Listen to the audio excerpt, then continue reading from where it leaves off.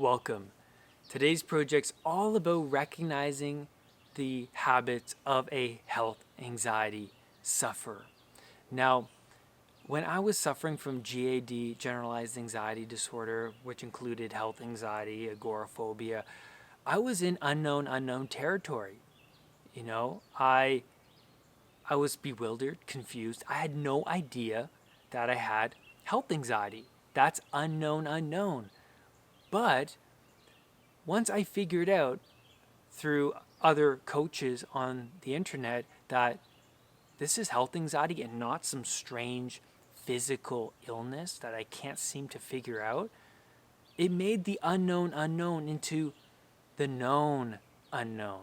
Now I know that it's health anxiety, but it's still unknown because I have to go through the recovery process. I have to slay that dragon and become a master of my mind and body, right? So the goal of this video is to make the unknown into the known unknown. And so once you recognize the habits that make up the mold of a health anxiety sufferer, you can kind of come to this realization, this paradigm shift that, wait, this isn't a strange illness, that this is in fact health anxiety. It can be a huge relief. Now, let's get into the list. I have 10 habits here. And number 10 is you spend too much time in the bathroom. And this was me. I spent a lot of time urinating in there because when you're suffering from anxiety, your stress systems are active. It makes you urinate a lot. And I was always looking for strange discoloration in my urine every time I would go to the bathroom too. And that was something that snowballed in my anxiety disorder. But I also spent a lot of time looking at moles, on my nose, my eyes, strange discolorations, and that would send me into panic mode. So I'd spend a lot of time in the bathroom, and that brings me to number 9, Googling your symptoms, being on Dr. Google. Now, once you are on Dr. Google, you're going to get the worst case scenario. You look for that strange discoloration on Google, turns out to be cancer. Or you search that pain in the right side of your stomach, turns out to be kidney disease. And then you're sent into panic mode. And you're already expecting the worst case scenario because you've been catastrophizing for weeks, could be months, could even be years. So obviously, when you go on Google, you're going to react so strongly to that Google search. And that's not good. This is a bad habit. And this only keeps your identity alive, your anxious identity. It only snowballs your anxiety. Number 8 is you touch parts of your body continuously. Now, this was me. I would touch my neck a lot when I'm talking to people. I would touch the part that of my body that I'm worried about, that I've been to the doctors concerned about, but the doctor says everything's fine, but I'm still concerned about it after I'm at home. So I touch the parts because I'm just concerned about it, because my focus is on that certain area. So your energy is going to be flowing towards that area. So unconsciously, you may be touching those parts, and you may not even be realized. You might not realize you're doing that, right? So, number 7, avoiding conversations at a get-together, a party, a work event. Doesn't matter. Maybe you're going to school. You're avoiding conversations. This is another habit of a health anxiety sufferer.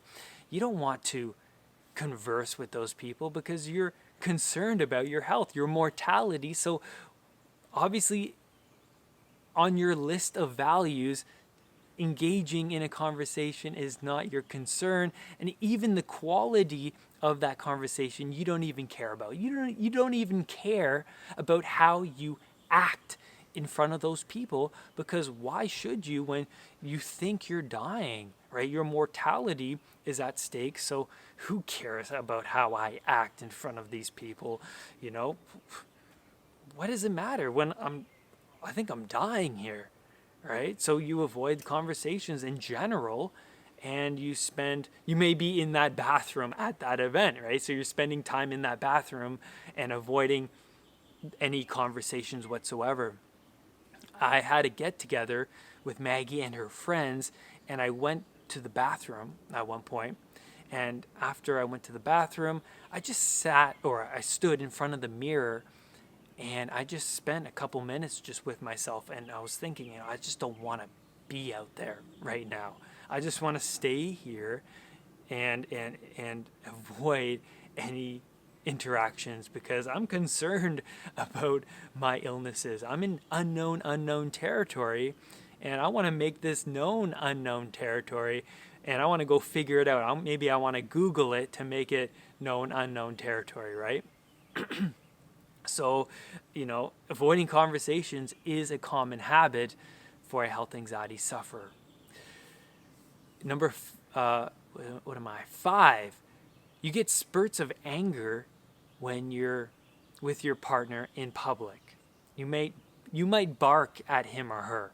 And this is something that, I didn't like this. I don't think anybody likes this, but I hated this because, I would like see red for a minute or two. Like, I might be at the mall when I was struggling with health anxiety with Maggie, and I would just bark at her like I didn't want to be here, right? I would say something that would offend her in some way, or I would say something that would make her not want to be with me, and we would leave. And the reason that happened was because I was in fight mode, right? I was tense. I was already tense. I didn't want to be there. I wasn't in my safe zone.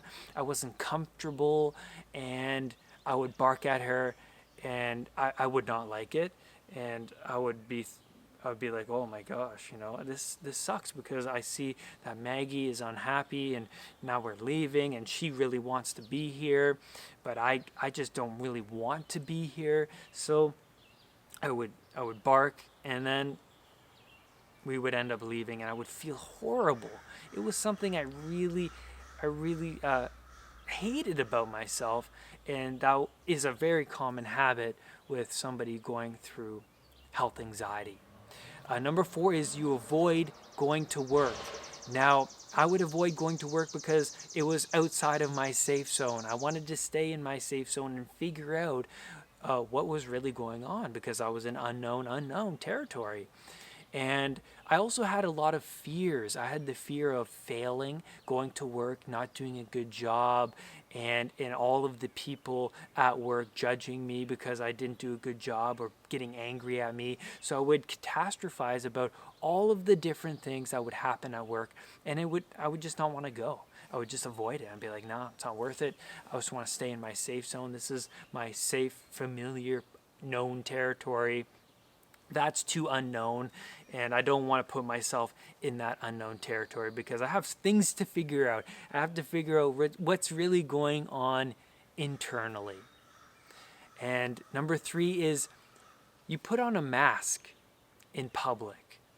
This was something I did, pretending that everything is okay when internally it's not okay. It's not okay, and you act like everything is, and you feel like you're putting on this false face. And I didn't like that, because I didn't feel like I was my true self.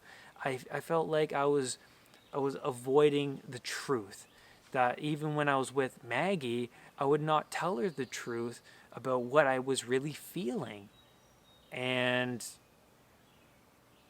I didn't feel like I was myself. I felt like I was just somebody different. But once I started the recovery process, once I started to open up and become honest with her and family and other people, I felt like my true self came forward. The truth always stands at the top, The truth is the way. And when I was struggling with health anxiety, I would avoid it. I would just put on this mask. Oh, everything's fine. And no, I know everything's okay. And it was these white lies, but these were lies that kind of like it was beating up my internal self, right? I just felt like I was some false person. I felt like that I was just not the person I'm really meant to be. And that was bewildering. Number 2 is after you go to the doctors and the doctor says, everything's okay, Brad, we checked it, everything, you don't have that kidney disease or you don't have that cancer and everything is fine, but then you continue to go to the doctors after. And this is another habit that really fueled my anxious identity, kept my anxious identity alive. And I was really unconsciously just trying to figure out what it is I am struggling with. So I was in that unknown territory. And so to break this habit, you just have to work with yourself. You have to work on the recovery journey. You have to replace this habit with something else. Maybe it's one of my videos.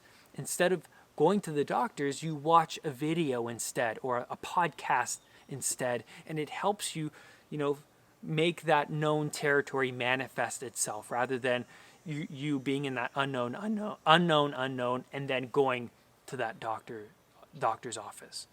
Number 1 is you talk about your symptoms constantly to other people.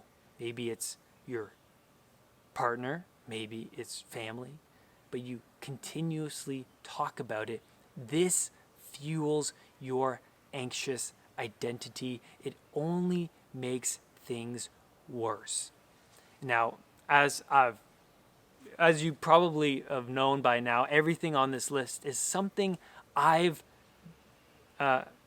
been through. So it was easy for me to come up with this list, and all of my clients have at least 5 things on this list or less, right? Like this list is so common for a health anxiety sufferer, and a health anxiety sufferer will talk about their symptoms all the time to other people, and this keeps that identity alive. And you might be on that forum, right, talking about your symptoms, but it only keeps that identity alive. You have to go through that unknown territory. You have to slay that dragon or confront that dragon to overcome this anxiety. So go through this video again, write down those notes, and I hope this video has provided some value towards the unknown you're currently experiencing in your life.